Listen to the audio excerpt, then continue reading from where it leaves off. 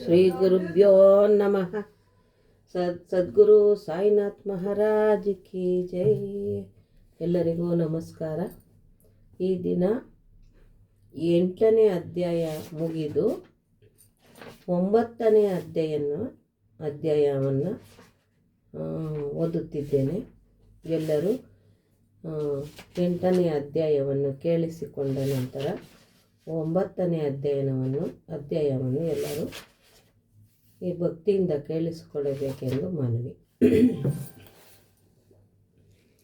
ಸದ್ಗುರು ಸಾಯಿನಾಥ್ ಮಹಾರಾಜ್ ಕಿ ಜೈ. ಸಾಯಿ ರಾಮ್, ಸಾಯಿ ಬ್ರಹ್ಮ, ಸಾಯಿ ವಿಷ್ಣು, ಸಾಯಿ ಶಂಕರ ಸಮರ್ಥ ಸದ್ಗುರು ಸಾಯಿನಾಥನ. 9ನೇ ಅಧ್ಯಾಯ. ಶಿರ್ಡಿಯಿಂದ ಹೊರಡುವಾಗ ಬಾಬಾರವರ ಆಜ್ಞೆಯನ್ನು ಉಲ್ಲಂಘಿಸಿದ ಪರಿಣಾಮ, ದೇವತ್ವ ಮತ್ತು ಅದರ ಅವಶ್ಯಕತೆ, ಅದೇ ರೀತಿ ಭಕ್ತರ ಅನುಭವಗಳು. ಇಂದಿನ ಅಧ್ಯಾಯದಲ್ಲಿ ಬಾಬಾರವರ ಆಜ್ಞೆಯನ್ನು ಮೀರುವುದರ ಪರಿಣಾಮವನ್ನು ವಿವರಿಸಿದ್ದೇನಷ್ಟೆ. ಇದನ್ನು ಈಗ ಈ ಅಧ್ಯಾಯದಲ್ಲಿ ಕೆಲವು ಸೂಕ್ತವಾದ ಉದಾಹರಣೆಗಳಿಂದ ದೃಢಪಡಿಸುತ್ತಿದ್ದೇನೆ. ಇದು ಈ ಲೇಖಕರು ಹೇಳಿರ್ತಕ್ಕಂಥ ವಿಷಯ. ಇದು ಮೊದಲನೇದಾಗಿ ಶಿರ್ಡಿಯ ಯಾತ್ರೆಯ ಲಕ್ಷಣ ಏನು ಎಂಬುದನ್ನು ತಿಳಿಯೋಣ. ಶಿರ್ಡಿ ಯಾತ್ರೆಯ ಒಂದು ವಿಚಿತ್ರ ಲಕ್ಷಣವೇನೆಂದರೆ, ಬಾಬಾರವರ ಆಜ್ಞೆ ಇಲ್ಲದೆ ಶಿರ್ಡಿಯನ್ನು ಬಿಟ್ಟು ಯಾರೂ ಹೊರಡುವಂತಿಲ್ಲ. ಹಾಗೆ ಹೊರಟರೆ ಭಕ್ತರಿಗೆ ಕಷ್ಟಗಳು ಸಂಭವಿಸುತ್ತಿದ್ದವು ಮತ್ತು ಬಾಬಾರವರ ಆಜ್ಞೆಯ ನಂತರ ಅಲ್ಲಿ ಇರಲು ಸಹ ಆಗುತ್ತಿರಲಿಲ್ಲ. ಭಕ್ತರು ಶಿರ್ಡಿ ಬಿಟ್ಟು ಹೊರಡುವಾಗ ಬಾಬಾರವರು ಅವರಿಗೆ ಉಪದೇಶ ನೀಡುತ್ತಿದ್ದರೂ ಅವರು ಅದರಂತೆ ನಡೆದುಕೊಂಡರೆ ಒಳಿತು, ನಡೆಯದೇ ಇದ್ದವರಿಗೆ ಅನಾಹುತಗಳು ತಪ್ಪಿರಲಿಲ್ಲ. ಇಂತಹ ಕೆಲವು ಘಟನೆಗಳು ಈ ಕೆಳಕಂಡಂತಿವೆ. ಅದರಲ್ಲಿ ತಾತ್ಯಾ ಕೋತೆ ಪಾಟೀಲ ಎಂಬರ್ತಕ್ಕಂಥ ಭಕ್ತರಿಗೆ ಆಗಿರ್ತಕ್ಕಂಥ ಅನುಭವವನ್ನು ಇಲ್ಲಿ ಹೇಳಿದ್ದಾರೆ. ತಾತ್ಯಾ ಕೋತೆ ಪಾಟೀಲ ಒಂದು ದಿನ ಕೋಪರಂಗಾವದ ಪೇಟೆಗೆ ಹೋಗುವವರಿದ್ದರು. ಹಾಗೆ ಹೋಗುತ್ತಿರುವಾಗ ಅವಸರದಲ್ಲಿ ಮಸೀದಿಗೆ ಬಾಬಾ ಅವರಿಗೆ ನಮಸ್ಕರಿಸಲು ಬಂದರು. ಆಗ ಬಾಬಾರವರು, ಅವಸರವೇಕೆ, ಸ್ವಲ್ಪ ತಾಳು, ಈಗ ಹೋಗಬೇಡ ಎಂದರು. ಆದರೆ ಅವರು ಕೂಡಲೇ ಹೋಗಲೇಬೇಕೆಂದಾಗ ಶ್ಯಾಮನನ್ನಾದರೂ ಜೊತೆಯಲ್ಲಿ ಕರೆದುಕೊಂಡು ಹೋಗಲು ಹೇಳಿದರು. ಇದನ್ನು ಲೆಕ್ಕಿಸದೆ ತಾತ್ಯ ಟಾಂಗಾದಲ್ಲಿ ಹೊರಟರು. ಸಾವುಲ್ ಬಾವಿ ದಾಟುತ್ತಲೇ ಅವರ ಕುದುರೆಯು ಜೋರಾಗಿ ಓಡಲು ಆರಂಭ ಮಾಡಿದುದರಿಂದ ಟಾಂಗಾ ನಡುವಿನಲ್ಲಿ ಉರುಳಿ ಕೆಳಗೆ ಬಿದ್ದಿತು. ಆದರೆ ತಾತ್ಯಾರವರಿಗೆ ಹೆಚ್ಚಿನ ಅಪಾಯವಾಗಲಿಲ್ಲ. ಸಾಯಿಬಾಬಾರವರ ಮಾತು ನೆನಪಾಯಿತು. ಮತ್ತೊಂದು ಸಂದರ್ಭದಲ್ಲಿ ಕೋಲ್ಹಾರ ಎಂಬ ಹಳ್ಳಿಗೆ ಹೋಗುತ್ತಿರುವಾಗ ಬಾಬಾರವರ ಮಾತನ್ನು ತಾತ್ಯ ಮೀರಿದುದರಿಂದ ಇದೇ ತರಹದ ಪರಿಸ್ಥಿತಿ ಒದಗಿತು. ಹಾಗೆಯೇ ಯುರೋಪಿಯನ್ ಗೃಹಸ್ಥ ಅಂತಕ್ಕಂಥವರಿಗೆ ಆಗಿರ್ತಕ್ಕಂಥ ಅನುಭವ. ನಾನಾ ಸಾಹೇಬರಿಂದ ಪರಿಚಯ ಪತ್ರ ಪಡೆದು ಓರ್ವ ಯುರೋಪಿಯನ್ನನ್ನು ಬಾಬಾರವರನ್ನು ಕಾಣಲೋಸುಗ ಶಿರ್ಡಿಗೆ ಬಂದನು. ಅವನು ಒಂದು ತುಂಬುವಿನಲ್ಲಿ ಇಳಿದುಕೊಂಡನು. ಅಂದರೆ ತಂಬುವಿನಲ್ಲಿ ಇಳಿದುಕೊಡೋದು. ಇಲ್ಲಿ ಸ್ವಲ್ಪ ತಿದ್ದುಪಡಿಯಾಗಬೇಕು. ತುಂಬುವಿನಲ್ಲಿ ಇಳಿದುಕೊಂಡನು. ಬಾಬಾರವರ ಮುಂದೆ ನಮಸ್ಕರಿಸಿ ಅವರ ಕರಗಳನ್ನು ಮುತ್ತಿಡಲು ಆತುರಿಯುತ್ತಿದ್ದ. ಮಸೀದಿಯೊಳಗೆ ಬರಲು ಅವನು 3 ಬಾರಿ ಪ್ರಯತ್ನಿಸಿದನು. ಬಾಬಾರವರು ಅನುಮತಿ ನೀಡಲಿಲ್ಲ. ಮಸೀದಿ ಅಂಗಳದಲ್ಲಿ ಕುಳಿತು ದರ್ಶನ ಪಡೆಯುವಂತೆ ಆಜ್ಞೆಯಾಯಿತು. ಇದು ಅವನಿಗೆ ಸರಿ ಬೀಳಲಿಲ್ಲ. ಕೂಡಲೇ ಹಿಂದಿರುಗಲು ಮನಸ್ಸು ಮಾಡಿ ಹೊರಡಲು ಬಾಬಾರವರ ಅನುಮತಿ ಬೇಡಿದರು. ಆಗ ಬಾಬಾ, ಇಂದು ಬೇಡ, ಅವಸರವೇಕೆ ಎಂದರು. ಅಲ್ಲಿದ್ದವರೆಲ್ಲರೂ ಬಾಬಾರವರ ಮಾತನ್ನು ಉಲ್ಲಂಘಿಸಬಾರದೆಂದು ಅವನಿಗೆ ಹೇಳಿದರು. ಆದರೂ ಅದನ್ನು ಲೆಕ್ಕಿಸದೆ ಅವನು ಟಾಂಗ ಹತ್ತಿದನು. ಮೊದಲು ಕುದುರೆಗಳು ಚೆನ್ನಾಗಿ ಓಡುತ್ತಿದ್ದವು. ಸಾಹುಲ್ ಬಾವಿ ತಲುಪಿದಾಗ ಎದುರಿಗೆ ಬರುತ್ತಿದ್ದ ಸೈಕಲನ್ನು ಕಂಡು ಅವು ಜೋರಾಗಿ ಓಡಲು ಶುರು ಮಾಡಿದವು. ಟಾಂಗ ತಲೆ ಕೆಳಕಾಯಿತು. ಯುರೋಪಿಯನ್ನನು ಕೆಳಗೆ ಬಿದ್ದನು. ಅವನನ್ನು ಕೂಡಲೇ ಕೋಪರಂಗವ ಆಸ್ಪತ್ರೆಗೆ ಸಾಗಿಸಲಾಯಿತು. ಈ ರೀತಿಯಾದ ಅನುಭವಗಳು ಬಾಬಾರವರ ಮಾತನ್ನು ಜನರು ಮೀರದಂತೆ ಮಾಡಿದವು. ಅದೇ ರೀತಿ ಭಿಕ್ಷೆಯ ಅವಶ್ಯಕತೆ. ಈಗ ಭಿಕ್ಷೆಯ ಪ್ರಶ್ನೆಯನ್ನು ನೋಡೋಣ. ಬಾಬಾರವರು ಅಂತಹ ಮಹಾಯೋಗಿ, ದೈವಿಕತೆಯ ಅಂಶವೇ ಆಗಿದ್ದರೆ ತಮ್ಮ ಜೀವಮಾನದಲ್ಲೆಲ್ಲ ಭಿಕ್ಷೆ ಏಕೆ ಬೇಡುತ್ತಿದ್ದರು ಎಂಬ ಪ್ರಶ್ನೆ ಕೆಲವರ ಮನಸ್ಸಿನಲ್ಲಿ ಮೂಡದಿರಲಾರದು. ಈ ಪ್ರಶ್ನೆಯನ್ನು ಹೀಗೆ ಉತ್ತರಿಸಬಹುದು. ಒಂದನೆಯದು, ಭಿಕ್ಷೆ ಬೇಡಿ ಜೀವಿಸಲು ಯಾರು ಅರ್ಹರು?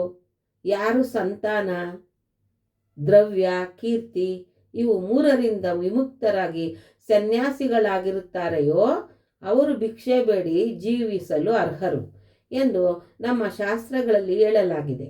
ಅವರಿಗೆ ಅಡುಗೆ ಮಾಡಿಕೊಂಡು ಊಟ ಮಾಡಲಾಗುವುದಿಲ್ಲ. ಅವರಿಗೆ ಆಹಾರ ನೀಡುವುದು ನಮ್ಮ ಕರ್ತವ್ಯ. ಸಾಯಿಬಾಬರವರು ಗೃಹಸ್ಥಾಶ್ರಮವನ್ನಾಗಲಿ ವಾನಪ್ರಸ್ಥಾಶ್ರಮವನ್ನಾಗಲಿ ಸ್ವೀಕರಿಸಲಿಲ್ಲ. ಅವರು ಬ್ರಹ್ಮಚಾರಿಗಳಾಗಿದ್ದರು. ಅಂದರೆ ಚಿಕ್ಕಂದಿನಿಂದಲೂ ಸನ್ಯಾಸಿಯಾಗೇ ಇದ್ದರು. ಪ್ರಪಂಚವೇ ನನ್ನ ಮನೆ, ವಾಸುದೇವನೇ ನಿಯಾಮಕ ಎಂಬ ದೃಢವಾದ ನಂಬಿಕೆ ಅವರಲ್ಲಿತ್ತು. ಆದ್ದರಿಂದ ಅವರು ಭಿಕ್ಷೆ ಬೇಡಲು ಅರ್ಹರಾಗಿದ್ದರು. ಹಾಗೆಯೇ ಪಂಚಸೂನಗಳು ಮತ್ತು ಅವುಗಳ ಪಾಲನೆ.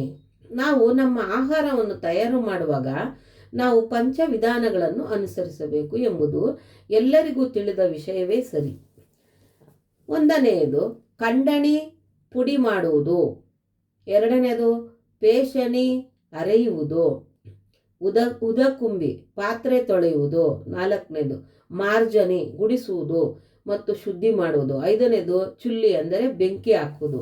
ಈ ಪಂಚವಿಧಾನಗಳನ್ನು ಅನುಸರಿಸುವಾಗ ಆಹಾರದಲ್ಲಿ ಅನೇಕ ಕ್ರಿಮಿಕೀಟಗಳು ನಾಶವಾಗಬಹುದು ಮತ್ತು ಅದರಿಂದಾದ ನಾವು ಪಾಪ ಮಾಡಬೇಕಾಗಿರುವುದು. ಈ ಪಾಪಕ್ಕೆ ಪ್ರಾಯಶ್ಚಿತ್ತವೆಂದು ನಮ್ಮ ಶಾಸ್ತ್ರಗಳು ಈ 5 ತರಹದ ಯಜ್ಞಗಳನ್ನು ಸೂಚಿಸಿವೆ. ಬ್ರಹ್ಮಯಜ್ಞ ಅಥವಾ ವೇದಾಧ್ಯಯನ, ಬ್ರಹ್ಮ ನಿವೇದನೆ ಅಥವಾ ವೇದಾವ್ಯಾಸಂಗ, ಅದೇ ರೀತಿ ಪಿತೃಯಜ್ಞ, ಪೂರ್ವಜರಿಗೆ ಅರ್ಪಣೆ, ದೇವಯಜ್ಞ, ದೇವತೆಗಳಿಗೆ ಅರ್ಪಣೆ, ಭೂತಯಜ್ಞ, ಮನುಷ್ಯ ಅಥವಾ ಅತಿಥಿ ಯಜ್ಞ. ಈ ಯಜ್ಞಗಳನ್ನು ನಾವು ಸರಿಯಾಗಿ ಪಾಲಿಸಿದರೆ ಅವು ನಮಗೆ ಜ್ಞಾನ ಮತ್ತು ಮುಕ್ತಿ ಮಾರ್ಗಕ್ಕೆ ಸುಲಭವಾದ ದಾರಿ ಹಾಕಿಕೊಡುತ್ತವೆ. ಈ ಕರ್ತವ್ಯಗಳನ್ನು ನಮಗೆ ಜ್ಞಾಪಿಸಲೋಸುಗವೇ ಬಾಬಾರವರು ಪ್ರತಿ ಮನೆಯ ಬಾಗಿಲಿಗೂ ಹೋಗುತ್ತಿದ್ದರು. ಅವರಿಂದ ಈ ರೀತಿಯಾದ ಪಾಠ ಕಲಿತವರು ನಿಜಕ್ಕೂ ಧನ್ಯರು. ಹಾಗೆಯೇ ಭಕ್ತರ ಅನುಭವಗಳು. ಯಾರು ಒಂದು ಪ್ರತಿ ಫಲ ಅಥವಾ ಉದಕ ಇವುಗಳ ನಿರಂತರ ಪ್ರೀತಿಯಿಂದ ನನಗೆ ಅರ್ಪಿಸುವರೋ ಅಂಥವರ ಪರಿಶುದ್ಧವಾದ ಪ್ರೇಮವನ್ನು ನಾನು ಸದಾ ಮನಪೂರ್ವಕವಾಗಿ ಸ್ವೀಕರಿಸುತ್ತೇನೆ ಎಂದು ಶ್ರೀಕೃಷ್ಣ ಭಗವದ್ಗೀತೆಯಲ್ಲಿ ಹೇಳಿದ್ದಾನೆ.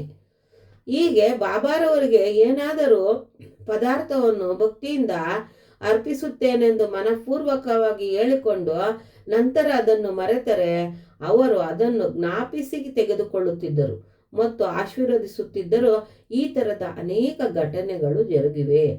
ತರ್ಕಂಡ ಕುಟುಂಬ ಅಂದರೆ ತರ್ಕಡ ಕುಟುಂಬ ಅಂತಕ್ಕಂಥದ್ದು ಇಲ್ಲಿ ನಾವು ತಿಳಿಯಬಹುದಾದ ಒಂದು ಕಥೆ ಆಗಿದೆ. ಬಾಬಾ ಸಾಹೇಬ ತರ್ಕಡ ಪ್ರಾರ್ಥನಾ ಸಮಾಜಕ್ಕೆ ಸೇರಿದ ಬಾಬಾರವರ ದೃಢ ಭಕ್ತರಾಗಿದ್ದರು. ಅವರ ಪತ್ನಿ ಮತ್ತು ಮಗ ಇಬ್ಬರೂ ಸಹ ಬಾಬಾರವರ ಪರಮ ಭಕ್ತರಾಗಿದ್ದರು. ಮೇ ತಿಂಗಳಲ್ಲಿ ಶಾಲೆಗೆ ರಜೆ ಇತ್ತು. ಆಗ ಕುಮಾರ ತರ್ಕಡ ಮತ್ತು ಅವನ ತಾಯಿ ಶಿರಡಿಗೆ ಹೋಗಬೇಕೆಂದು ಮನಸ್ಸು ಮಾಡಿದರು. ಆದರೆ ಬಾಲಕ ತರ್ಕಡ ತಾನು ಮತ್ತು ತನ್ನ ತಾಯಿ ಶಿರಡಿಗೆ ಹೋದರೆ ಮನೆಯಲ್ಲಿ ಬಾಬಾರವರ ಪೂಜೆ ನಿಂತು ಹೋಗುವುದೆಂದು ತಂದೆಯವರು ಪ್ರಾರ್ಥನಾ ಸಮಾಜವಾದಿಗಳಾದ್ದರಿಂದ ಬಾಬಾರವರ ಫೋಟೋಕ್ಕೆ ಪೂಜೆ ಸಲ್ಲಿಸಲಾರರೆಂದು ತಿಳಿದು ಶಿರಡಿಗೆ ಹೋಗಲು ಇಚ್ಛಿಸಲಿಲ್ಲ. ಆಗ ತಂದೆಯವರ ಆಶ್ವಾಸನೆ ಪಡೆದು ತಾಯಿ ಮಗ ಇಬ್ಬರು ಒಂದು ಶುಕ್ರವಾರ ರಾತ್ರಿ ಶಿರಡಿಗೆ ಪ್ರಯಾಣ ಬೆಳೆಸಿದರು. ಮರುದಿನ ಶನಿವಾರ ಶ್ರೀ ತರ್ಕಡರವರು ಬೆಳಗಿನ ಜಾವ ಎದ್ದು ಸ್ನಾನ ಮುಂತಾದವುಗಳನ್ನು ಮುಗಿಸಿಕೊಂಡು ಬಾಬಾರವರ ಫೋಟೋದ ಮುಂದೆ ನಿಂತು, ಬಾಬಾ, ನನ್ನ ಮಗನು ನಿಮಗೆ ಹೇಗೆ ಸೇವೆ ಮಾಡುತ್ತಿದ್ದನೋ ಅದೇ ರೀತಿ ನಾನು ಈ ದಿನ ಸೇವೆ ಸಲ್ಲಿಸುತ್ತೇನೆ. ಅದು ಕೇವಲ ತಮಾಷೆಯಾಗದಿರಲಿ ಎಂದು ಹೇಳಿ ಆ ದಿನ ಪೂಜೆ ಸಲ್ಲಿಸಿ ಸಕ್ಕರೆಯನ್ನು ನೈವೇದ್ಯಕ್ಕಾಗಿ ಅರ್ಪಿಸಿದರು. ಪ್ರಸಾದವನ್ನು ಎಲ್ಲರಿಗೂ ಊಟದ ಜೊತೆಗೆ ಕೊಟ್ಟರು.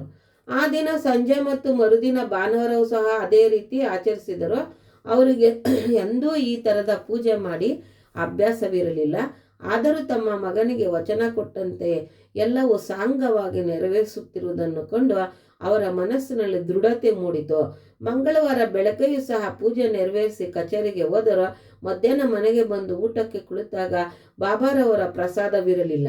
ಅಡುಗೆಯವರು, ಸ್ವಾಮಿ, ಈ ದಿನ ತಾವು ಸಕ್ಕರೆಯನ್ನು ನೈವೇದ್ಯಕ್ಕೆ ಮಾಡಲು ಮರೆತು ಬಿಟ್ಟಿರಿ ಎಂದರು. ಕೂಡಲೇ ಬಾಬಾರವರು ಫೋಟೋದ ಹತ್ತಿರ ಹೋಗಿ ನಮಸ್ಕರಿಸಿ ಕ್ಷಮೆ ಬೇಡಿದರು.